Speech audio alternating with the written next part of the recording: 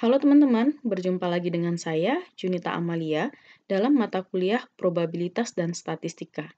Pada kesempatan ini kita akan melanjutkan pelajaran sebelumnya, yaitu tentang pengantar statistika.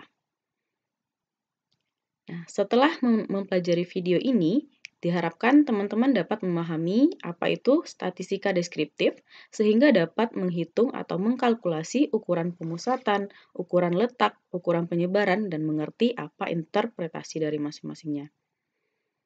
Kita masuk ke bagian pertama, yaitu statistika deskriptif. Sebagaimana yang sudah dijelaskan di video pertama, statistika deskriptif itu terdiri dari pengumpulan dan pengolahan data. Nah, pada statistika deskriptif ini kita hanya akan mendapatkan gambaran umum tentang sebuah data itu. Bisa dia berbentuk rata-rata, median, modus, variansi, dan sebagainya. Nah, di sini saya punya data. Berikut data berat badan sekelompok anak dalam kilogram. Ada 54, 48, 22, dan seterusnya, sampai data yang terakhir itu adalah 64. Nah, ditugaskan di sini, buatlah stem and leaf plot dan tabel frekuensi dari data di atas. Nah, saya yakin teman-teman sudah tahu ya, stem and leaf dan tabel frekuensi. Namun pada kesempatan ini, mari kita review kembali. Nah, stem and leaf itu menggambarkan atau menyajikan data dengan cara memisah setiap nilai menjadi dua bagian. Di bagian pertama itu adalah batang dan bagian kedua itu adalah leaf. Nah, jadi misalnya kita punya puluhan dan satuan, maka yang sebagai batangnya adalah puluhan dan leaf-nya itu adalah satuan. Nah, tujuan utama dari stem and leaf yang pertama, apakah pola pengamatan simetris? Yang kedua, penyebaran atau variasi dari data pengamatan. Yang ketiga, apakah terdapat pencilan atau nama lainnya adalah outlier, yaitu nilai-nilai yang berada jauh dari nilai lainnya. Kemudian, titik pemusatan data. Dan yang terakhir, kita juga bisa mengetahui lokasi yang merupakan gap atau kesenjangan antara data. Nah, tadi data yang kita punya di soal itu sudah saya urutkan sehingga menjadi seperti ini, 22, 25, 27, dan seterusnya sampai 86. Nah, bagaimana cara membuat stem and leaf dari data yang kita punya ini? Sebagaimana tadi sudah disebutkan bahwa kita akan membagi data itu menjadi dua bagian. Yang pertama, batang, dan yang kedua itu adalah daun. Nah, di sini karena ada puluhan dan satuan, maka bagian puluhan itu adalah bagian batang, kemudian satuannya adalah daun. Sehingga 22 ditulis di sini sebagai 2, sebagai puluhannya, kemudian satuannya adalah 2 juga. Kemudian 25, puluhannya berarti di angka 2, kemudian satuannya 5. Begitu seterusnya sampai data yang terakhir. Misalnya ini 80 dan 86, maka puluhannya kita tulis 8, kemudian satuannya 0. Kemudian 86 berarti satuannya 6. Kemudian di sini adalah frekuensi. Frekuensi itu adalah banyaknya data. Jadi yang di sini, yang di puluhan, yang batang pertama, ada 4 data, oleh sebab itu frekuensinya 4. Kemudian yang kedua ada 7, dan seterusnya sampai data yang terakhir, puluhannya itu ada, satuannya ada 2, sehingga frekuensinya di sini 2. Nah, apa yang bisa kita simpulkan dari stem and leaf ini? Nah, di sini ada namanya interpretasi. Jadi interpretasi itu adalah penjelasan tentang data tersebut. Nah, dari data ini, dari stem and leaf yang kita punya ini, kita dapat ketahui yang pertama, sebaran data tidak simetris. Dari mana kita dapat melihat dia tidak simetris? Karena bagian kiri dan bagian kanan di sini atau atas dan bawahnya itu tidak sama besar ya. Maka disebut sebagai tidak normal atau tidak simetris. Kemudian yang kedua, dari stem and leaf ini juga kita dapat melihat modus. Apa itu modus? Nilai yang sering muncul ya, artinya frekuensi yang paling banyak. Kita lihat di sini bahwa frekuensi yang paling banyak itu adalah di daerah puluhannya yang 50. Artinya berat badan paling banyak itu sekitar 50-an, yaitu sebanyak 12 orang. Kemudian dari sini kita juga bisa mengetahui pencilan atau outlier tadi. Di sini bisa kemungkinan outlier-nya itu adalah berat badan yang 80 kg dan 86 kg. Jadi cukup jelas ya penjelasan tentang stem and leaf. Nah, yang kedua kita masuk ke distribusi frekuensi. Distribusi frekuensi adalah daftar nilai data. Nah, bisa dia berbentuk individu atau bisa juga dia berbentuk interval kelompok. Nah, kalau dia berbentuk kelompok, otomatis harus dibentuk dalam interval tertentu. Nah, di sini saya sudah buatkan tabel. Nah, tabel ini adalah tabel distribusi frekuensi untuk yang individu. Kenapa individu? Karena di sini nilainya adalah untuk setiap berat badan. Tadi nilai terkecil kita adalah 22 dan paling besar itu, paling berat adalah 86. Sehingga di sini kita harus mendetailkan 22, 23, 24, 25 dan seterusnya sampai 86. Terusnya di sini saya tuliskan 23 dan seterusnya ya. Saat nilai itu tidak ada, maka kita tulis frekuensinya adalah 0. Jadi di sini akan lebih tepat kalau saya tulis 22, 23, 24, 25 sampai 86. Sehingga kita tahu bahwa totalnya data kita itu ada 50. Nah, interpretasi yang bisa kita buat dari daftar frekuensi yang individu ini seperti apa? Nah, seperti ini. Ada 50 yang ditimbang berat badannya. Dari mana kita tahu 50? Dari total ini. Kemudian yang paling ringan berarti yang ini 22 kg, kemudian yang paling berat harusnya adalah 86 kg. Maaf, di sini saya typo ya, harusnya 86. Nah, kemudian ada juga yang tidak ada berat anaknya. Contohnya yang 26 tidak ada anak dalam kelompok tadi yang beratnya 26. Oke. Nah, ini adalah distribusi frekuensi untuk data berkelompok. Nah, kalau untuk data berkelompok, kita harus melakukan beberapa langkah untuk membuatkan tabel frekuensi ini. Yang pertama, kita harus menentukan ya banyak kelas. Yang kedua, kita harus menentukan panjang kelas. Dan yang ketiga, baru kita bisa menentukan berapa frekuensinya. Nah, di sini saya yakin juga sudah teman-teman pelajari waktu SMA ya. Nah, waktu SMA sudah dikasih rumus ya untuk menentukan banyaknya kelas itu kita rumuskan dengan K. K itu adalah 1 tambah 3,3 log dari N. N kita itu adalah banyaknya data. Nah, banyak data kita semua tadi adalah 50. Sehingga di sini hasilnya kurang lebih 6,6 atau bisa teman-teman bulatkan menjadi 7. Nah, oleh sebab itu di sini kelasnya ada 7. Kemudian yang kedua, kita harus menentukan panjang kelas atau lebar kelas. Yang di sini kita lambangkan sebagai C. C-nya rumusnya adalah J per K. J itu adalah nilai maksimum, J itu rumusnya nilai maksimum kurang nilai minimum ya, dibagi dengan K tadi. Nah, di sini nilai maksimum kita adalah 86, kemudian nilai minimumnya adalah 22, dibagi dengan K tadi yang sudah kita dapatkan yaitu 7.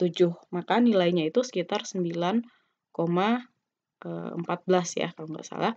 Nah, sehingga ini kita bulatkan menjadi 10. Maka lebar dari kelas kita itu adalah 10. Nah, ini kalau dihitung, ini lebarnya 10. Barulah kita tentukan frekuensinya. Jadi setelah banyak kelas diketahui, kita buatlah interval kelas seperti ini. Nah, frekuensi 4 ini dari mana? Kita lihat dari data tadi, ada 22, berarti dia masuk di sini. Kemudian 25 juga masuk di kelas yang pertama. 25 lagi, kemudian 27. Artinya di kelas pertama itu ada 4 seperti ini. Oke, kemudian selanjutnya kita lanjut sampai kelas ke-7 ya. Sehingga kita saat menjumlahkan frekuensinya itu adalah 50. Jadi 50 ini adalah totalan dari semua frekuensinya. Oke, bisa dipahami ya teman-teman? Oke, kita lanjut. Nah, tadi kita ada jenis ukuran-ukuran pada data ya. Yang pertama itu akan kita bahas ukuran pemusatan data, kemudian yang kedua akan kita bahas ukuran letak, dan yang ketiga itu ukuran penyebaran data. Nah, di sini kita bahas dulu ukuran pemusatan data, yang mana ukuran pemusatan data itu menunjukkan di mana suatu data terpusat atau mengelompok.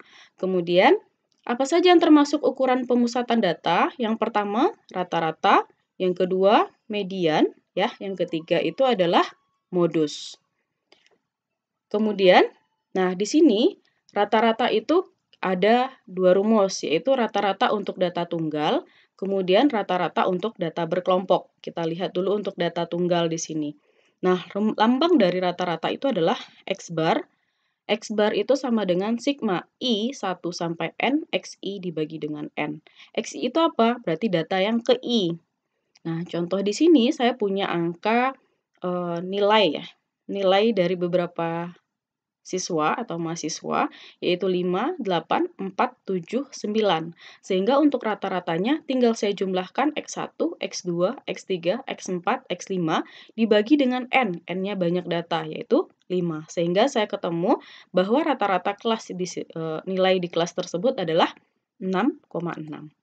Nah, jika saya punya data lain, misalnya saya punya data yang saya punya nilai 8, 4, 8, 9, kemudian 6. Nah, saya ingin menghitung X bar-nya. Berarti saya bisa jumlahkan 8 tambah 4, tambah 8, tambah 9, tambah 6 ya. Dibagi dengan 5, karena banyak datanya 5. Itu adalah 7. Nah, apa yang bisa kita simpulkan dari kedua kelompok nilai ini? Ini kelompok pertama, anggaplah itu kelompok pertama, ini kelompok kedua. Apa yang bisa kita simpulkan?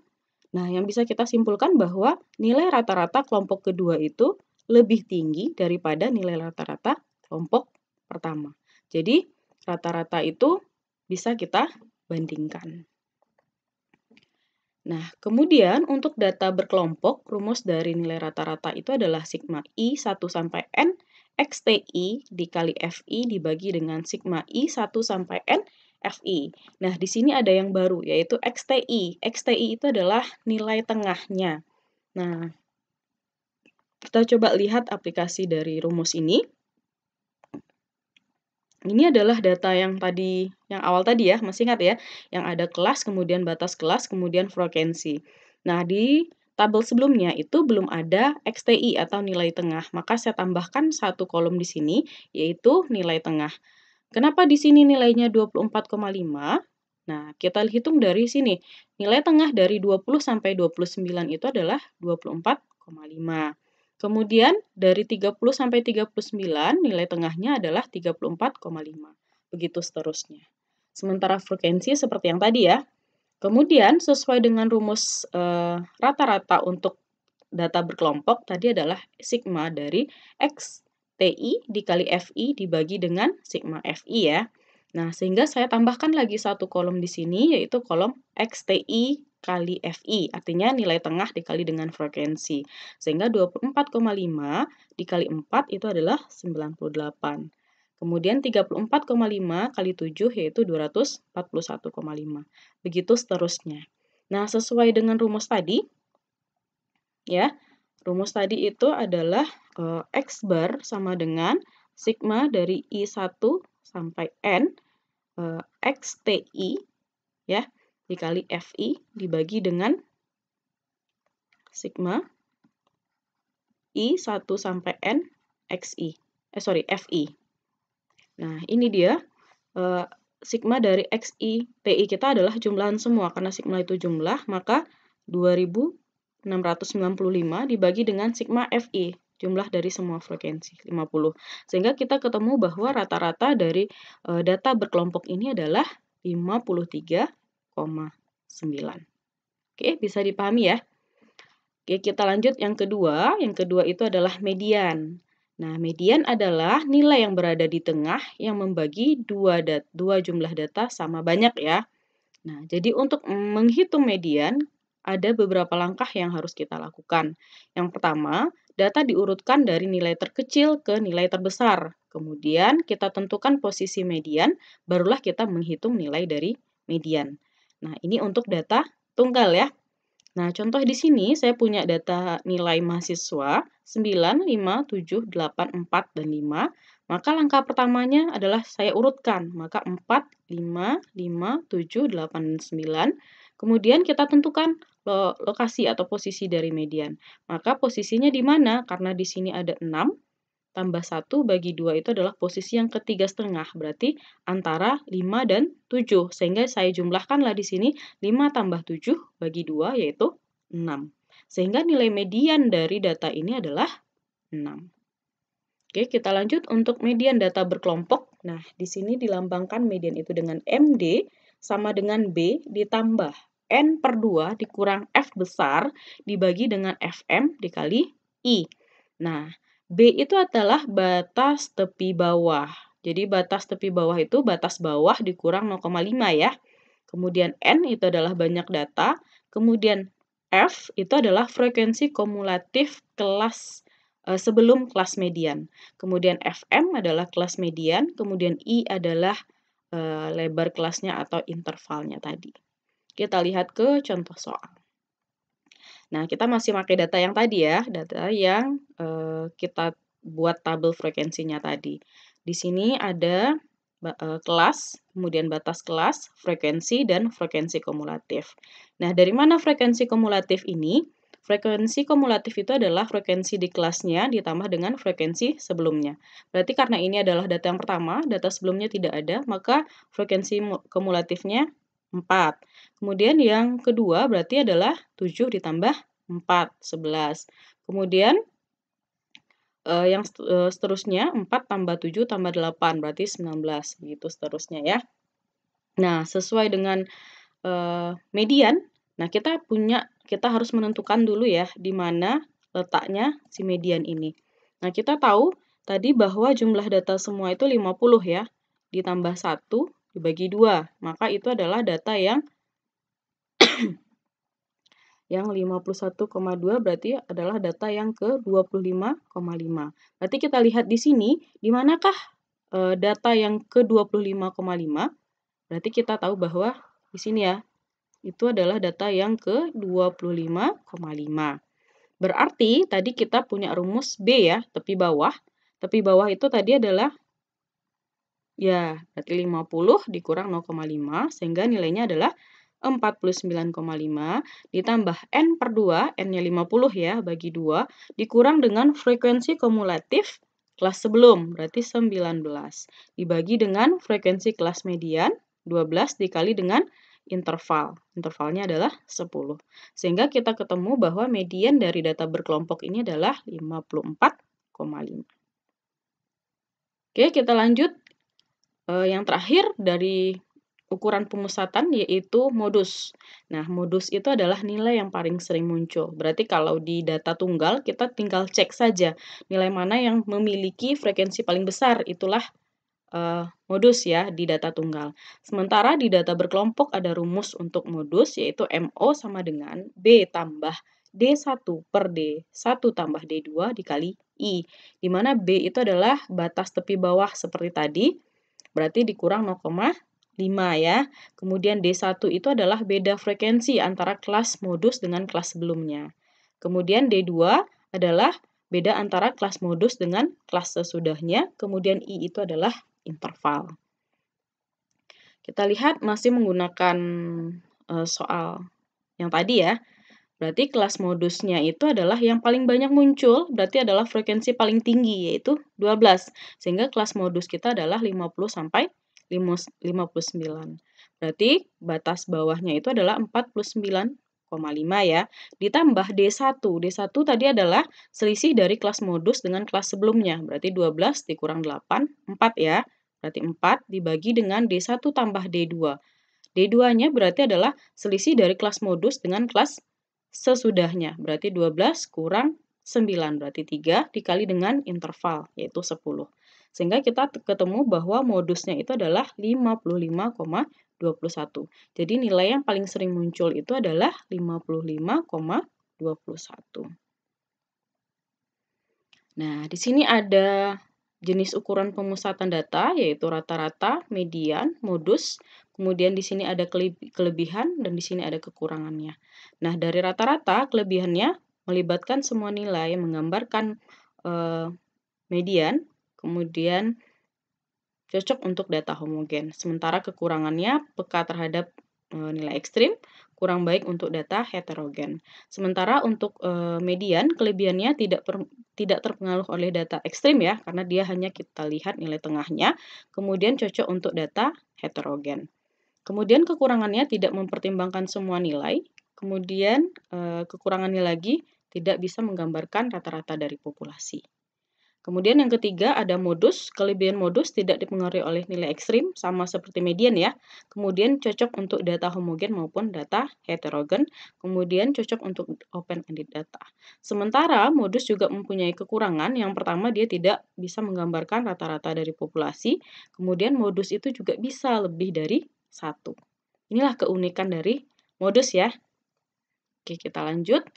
Nah, di sini ada ukuran letak. Nah, ukuran letak saya bagi menjadi 3. Yang pertama kuartil, yang kedua desil, yang ketiga persentil.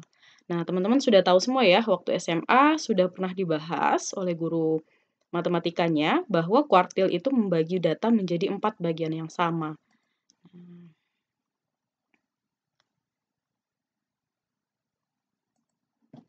Berarti kalau 4 bagian yang sama, kurang lebih seperti ini ya.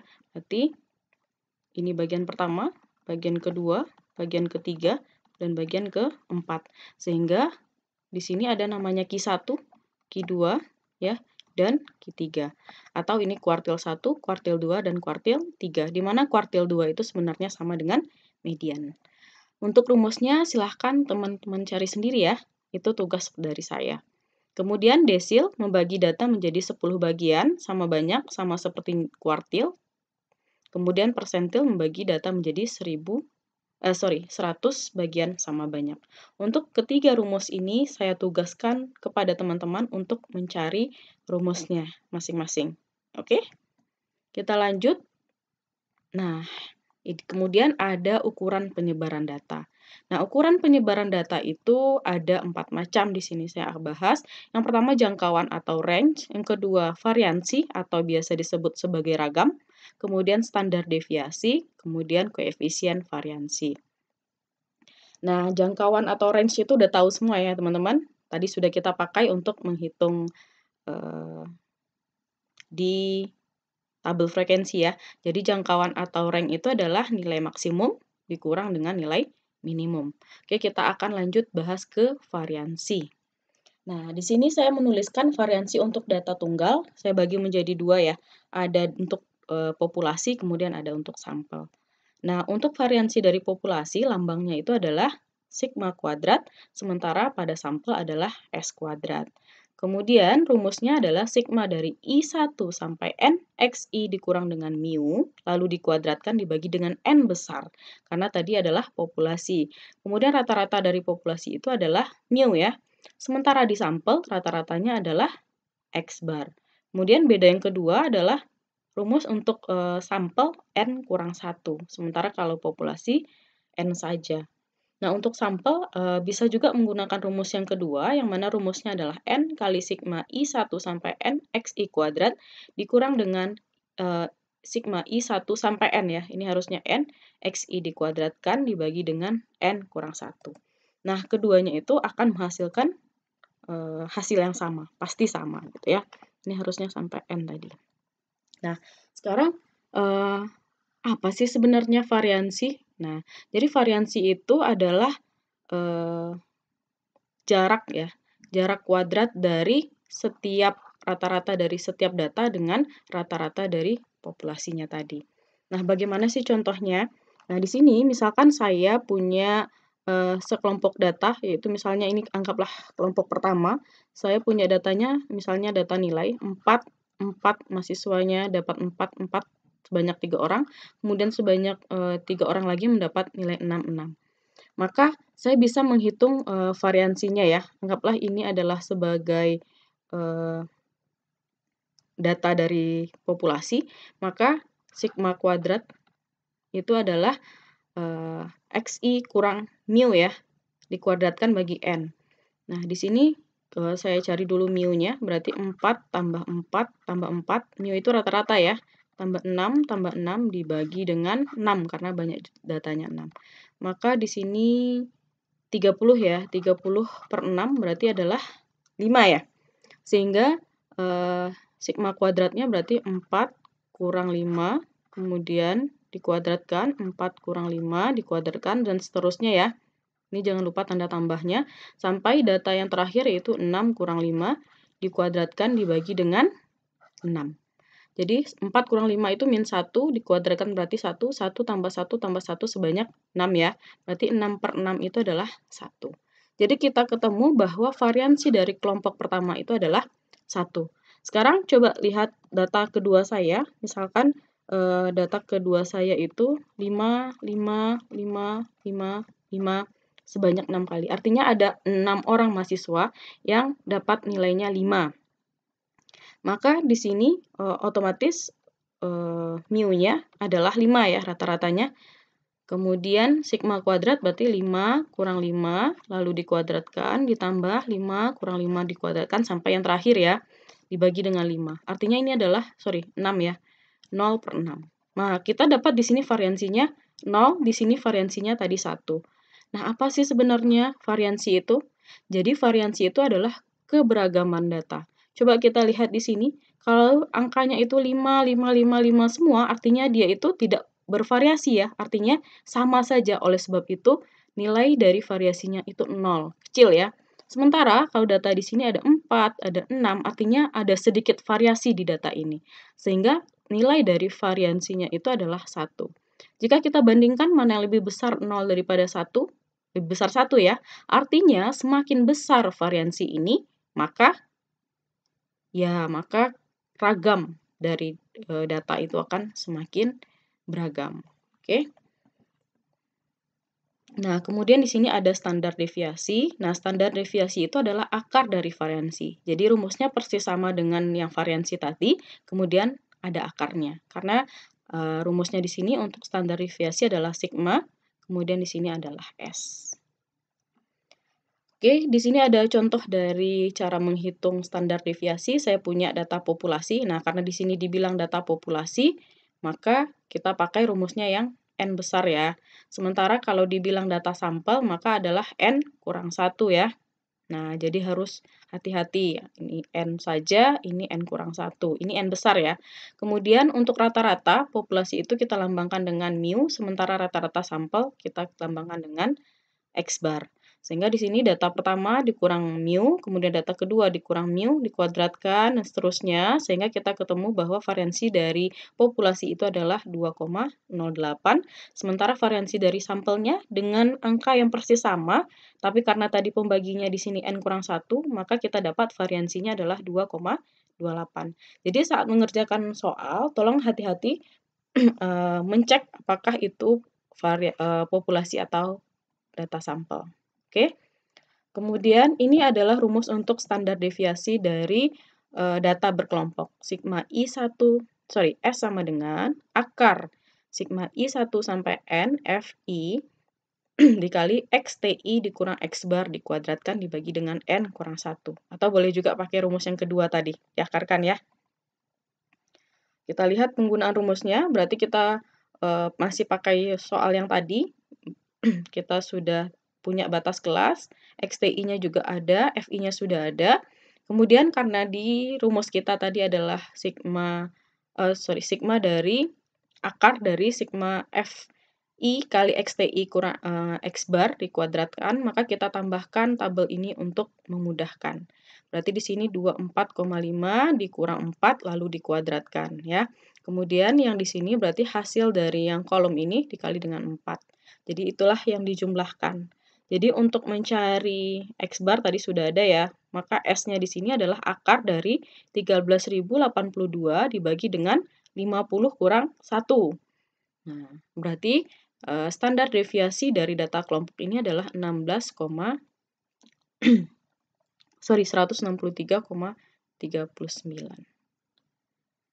Oke, yang terakhir ada namanya koefisien dari variasi. Nah, koefisien variasi ini digunakan untuk membandingkan dua atau lebih distribusi. Maka di sini lambangnya itu sebagai KV. Untuk data populasi, maka rumusnya adalah sigma per mu kali 100%, sementara untuk sampel, harusnya ini adalah S ya. Oke, saya ada yang keliru. Maka di sini harusnya S ya. S dibagi X bar dikali 100%. Itu adalah rumus untuk koefisien variansi. Nah, di sini ada soal latihan.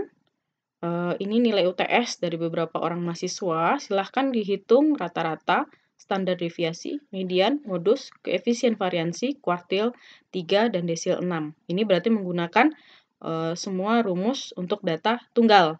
Kemudian soal yang kedua untuk data berkelompok, jadi sudah ada diberikan datanya, silahkan dihitung rata-rata, standar deviasi, median, modus, koefisien variansi, kuartil 3, dan desil 6. Oke, selamat mengerjakan tugas. Jika ada yang tidak bisa dipahami, nanti akan kita diskusikan di forum lain. Oke, selamat belajar, selamat memahami. Terima kasih atas perhatiannya.